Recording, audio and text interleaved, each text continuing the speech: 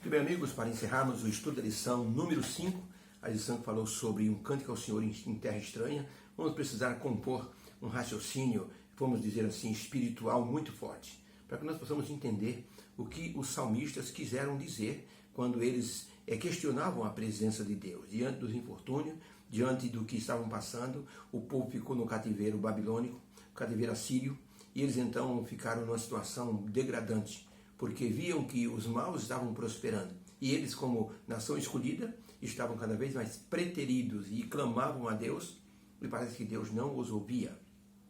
Eles estavam sem nenhuma resposta. E por isso o Salmo 137 retrata a condição do povo, dizendo que os seus captores, seus inimigos, pediam que eles entoassem uma canção para os alegrar. Mas eles diziam, como podemos entoar uma canção estando numa terra estranha? O Salmo 137 diz o seguinte: quando nós, junto aos rios de Babilônia, nós nos assentávamos e chorávamos. Quando nos lembrávamos do lugar de onde viemos e de Sião.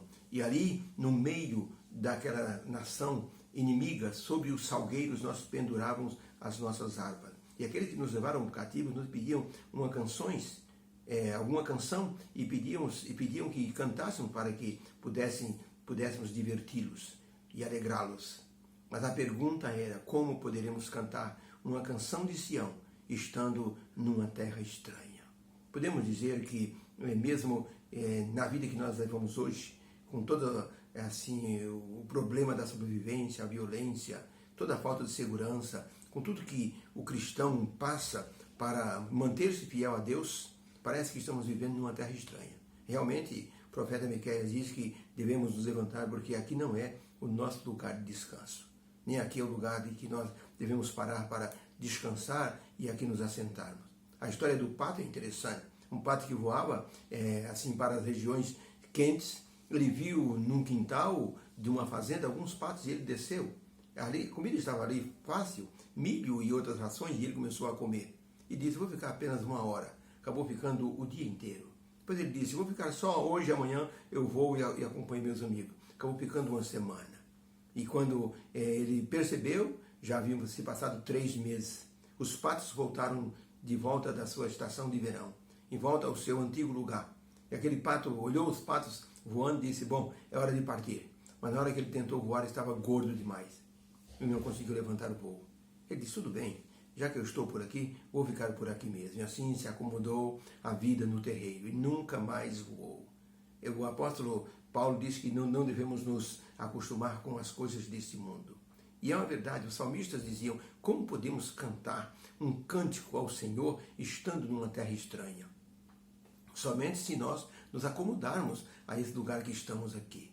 A lição dessa semana foi uma lição que nos levou a pensar sobre a questão de não desanimarmos, mesmo diante dos perigos, dos problemas, e estarmos sempre cientes de que Deus está pronto a nos ajudar. Ellen White, no livro Testemunho Seleto, volume 2, na página 59, escreveu o seguinte: o Senhor, Ele exige que cumpramos os deveres do dia, Ele suportemos as provas de cada dia. Hoje devemos vigiar a fim de não pecarmos por palavras e atos. Cumpre-nos hoje louvar e honrar a Deus. Pelo exercício de uma fé viva hoje, precisamos buscar hoje a Deus e estar decididos a não ficar satisfeitos sem sua presença. Ou seja, estamos numa terra estranha, mas devemos saber que Deus está ao nosso lado e não devemos descansar enquanto não sentirmos que Deus está ao nosso lado. Certo dia, um menino empinava uma pipa. Ele soltou tanta linha, o vento estava bom e a pipa praticamente sumiu, ficou muito pequena lá no horizonte. E ele então, com a linha, ele então desbicava ali a pipa. Passou um homem, olhou e disse: menino, o que você está segurando? Uma pipa que eu empinei. E o homem olhou para o céu e disse: mas você deve estar enganado, deve estar essa linha presa em algum prédio. Ele disse: não está presa, está na pipa. Mas como é que você está? Não estou vendo a pipa nenhuma.